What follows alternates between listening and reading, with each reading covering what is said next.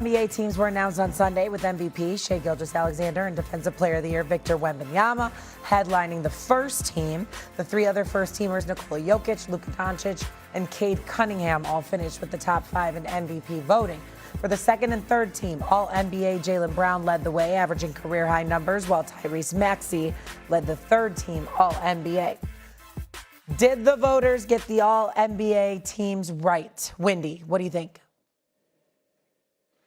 Yeah, I don't really think, Jaylen Brown's probably not feeling this way, but I don't really think there was much controversial decisions in this particular group of All-NBA. There was 6 candidates for the 5 spots on the first team. Let's just be honest. There were 6 good candidates. And frankly, it was, if there's any complaint, you could say that the NBA gave a waiver to Luka Doncic and Cade Cunningham so that they, even though they didn't play 65 games, they were allowed to be included. I don't have a problem with that. I put them both on first team, but if something was wronged, it was that Jaylen Brown did play 65 games and those other guys didn't. It came down to Cade Cunningham versus Jaylen Brown for the 5th spot. Cade Cunningham got 60 first-team votes. Jaylen Brown got 44. That's close, but it's not razor thin. That's the only thing. I think the Knicks fans are annoyed that Karl Towns didn't make third team. Jalen Duren was awesome down the stretch of the season, and Chet Holmgren was excellent down the stretch of the season. Today, if the vote was taken, it might be different. But I don't think it was super controversial, to be honest. Stephen A. No real controversy. The folks that were there were worthy. I did marvel at the fact that I saw Jaylen Brown on his podcast on Twitch, wherever it was, talking about how he didn't make first team because players, teams, media doesn't like him. Hey, Wendy, I wonder where he heard that before. That's what I've been saying. I mean, he damn near quoted me, for crying out loud. That's all I was saying. I didn't say I felt that way.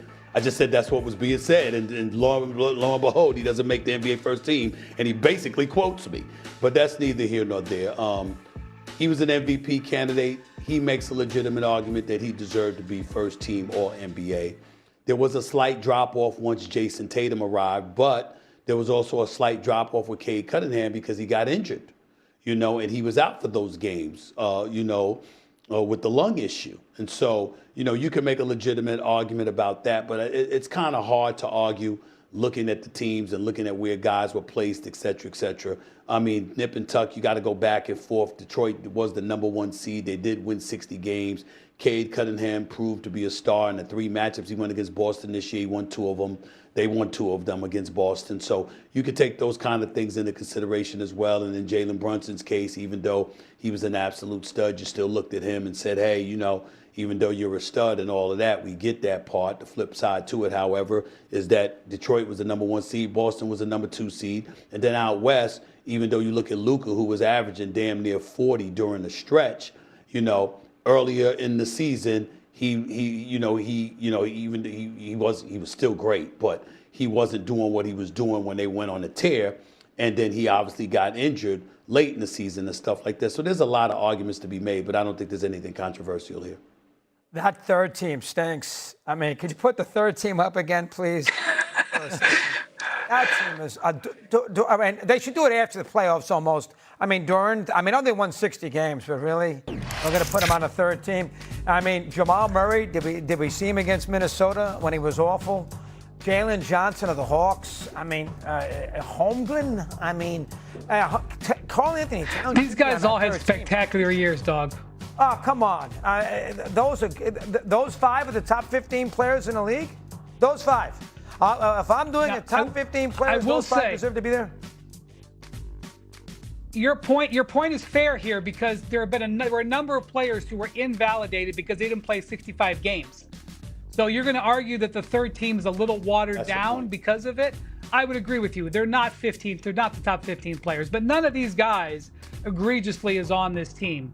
And none of the votes weren't close. Chet Holmgren was well ahead of anybody else. Where is Karl Anthony Towns? How is he not on the team? He didn't make it. He played 65 games, didn't he? He didn't make it. These are the notable players that are ineligible for All-NBA. Anthony Edwards, LeBron James, Steph Curry. Honestly, it's a good one. And let me ask you a question. How come Doncic gets a break? I can understand Cunningham had a collapsed lung. That's something. How come Doncic gets a break? Because he went for the birth of his child. Oh, is that the reason it And he was? got a Is that the flag. reason? He went to Slovenia for the birth of his child. Yeah. Right. All right. Okay, I can't say anything. Don't give Doggy You a shut vote me up on for a this. change, Don't Mr. give Winters. Doggy a vote on this, You clearly. shut me up. Coming up, the Knicks. Okay. How much money is LeBron willing to play for? I am not going to spend the gentleman's money and just make an assumption that the Cavs can sign him for $3 million because, guys, that's what the minimum is. LeBron's making $50 million this year. If he were to sign with the Cavs next year, they got $3 million. That's what they're allowed to pay him. Okay. That's a 90% pay cut. I just don't think he's doing. Now, if he comes out and says, Brian, don't go in my head. You don't know what you're talking about. I will sign for that. If he says that, then I'm prepared to have a conversation. But when you say all in, Stephen A., it means trading off potentially 3 players, because even if they worked out a deal with the Lakers, even if the Lakers said, look, LeBron, you want to go to Cleveland, we'll work out a sign and trade. The Cavs aren't even allowed to do sign and trades. So they would have to trade off multiple pieces just to trade another piece for LeBron. So it's very hard to have this argument unless you have an idea of what LeBron's willing to do. And I know that that's not fun. It's more fun to say, go get LeBron James. But it's hard for me to frame it right now, to be honest. Sometimes, and put Doggy and Wendy up on the screen, please. I want to see them when I'm saying this stuff. Sometimes we make things far more complicated than it needs to be. Wendy, I appreciate your analysis. You cover the NBA better than practically everybody. You do a great job. You know that's not what I'm talking about. Doggy, pay attention. I did not say LeBron James should go to Cleveland. I said Cleveland should want LeBron James. That is what I said. And look at the words that I used on the tweet. I talked about somebody who loves Cleveland, somebody who the people would believe would be accountable to them because he loves them that much. That's what I'm alluding to. Look at my words. You know, you see, need someone who cares a bit more, someone proudly accountable to Cleveland.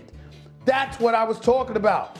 Who better than your own that grew up 30 minutes away, that came back from South Beach just to deliver a championship and erase a 52-year drought in any sport for the entire series and the entire Northeast Ohio area? I'm talking about that guy.